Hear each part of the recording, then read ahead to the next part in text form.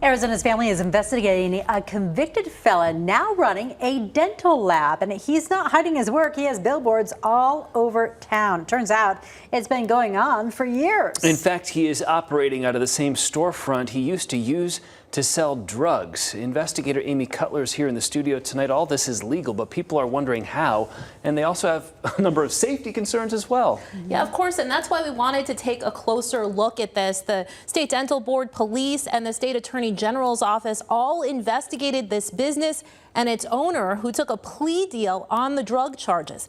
It's all possible because the state doesn't regulate dental labs, meaning no one is inspecting them or doing any background checks.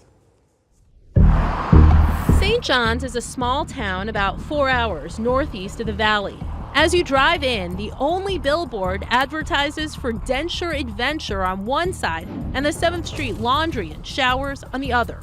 The phone number is the same for both. That's because the same guy, Tom Elam, is running them out of the same building. We just make the dentures. Are you licensed to do that? You don't have to be licensed in the state of Arizona. Turns out he's right. We're a dental lab. We just make the prosthetic. We don't go into the mouth. We don't work in the mouth. Elam showing us around his lab. And then we pour it into stone, and then we build the prosthetic on a stone. How are you trained to do this? Well, I worked for a dentist for years. In my 20s, my father-in-law was a dentist. In Arizona, that's enough because the state doesn't regulate dental labs and their techs. That means no one is checking Elam's criminal background.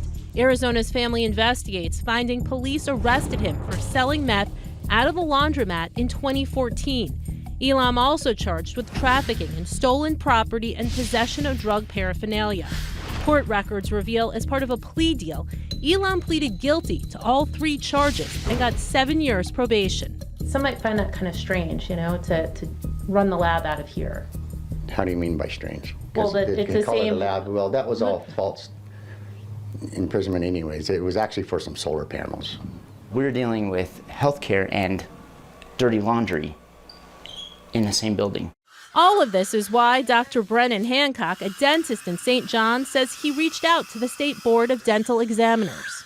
There's not that quality assurance of that dentist watching these medical appliances. The State Dental Board declining to talk to Arizona's Family Investigates on camera, but they confirmed they looked into it and that Elam is not licensed.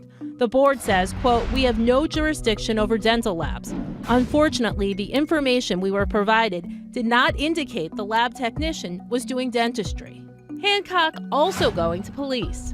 I can see it. I understand his frustration. The law is complex. That's why St. John's Police Chief Lance Spivey says he referred the case to the Arizona Attorney General's office. Did it seem like the AG's office took the complaint seriously when you reached out? Absolutely, they did. The AG's office looking into it, finding no wrongdoing. The lack of regulation is frustrating, but not surprising to Bennett Napier with the National Association of Dental Laboratories. It's a consumer safety issue. So, the devices that are being prescribed and placed in the patient's mouth are a medical device. He argues more states need to license and regulate dental labs. Right now, only 13 do, but not Arizona. If there's something that goes wrong, there's no recourse for that.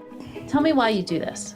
It's a way to help the public out. This is one of the poorest counties in Arizona, and there's a lot of people that need a lot of help. Elam claims his products cost a third of what a dentist would charge and that those who come to him don't have insurance and can't afford a dentist. We asked Hancock about that. So I feel for the community. I feel for the cost of it. There are ways to do it. There are Medicaid programs. Now, Hancock says he sends his patients who need dental products to labs that are overseen by dentists or dentorists. There are dozens of them across our state. I mean, I guess in a way I could see him comparing this to the way people drive south of the border for cheaper dental care, which also is not regulated by our governments. But say somebody gets one of these, as he said, a medical device. It's a medical device for your mouth. What if they get one that doesn't work or doesn't fit properly? Is there any recourse for that? Well, the AG's office is urging people to contact them. They say they will investigate.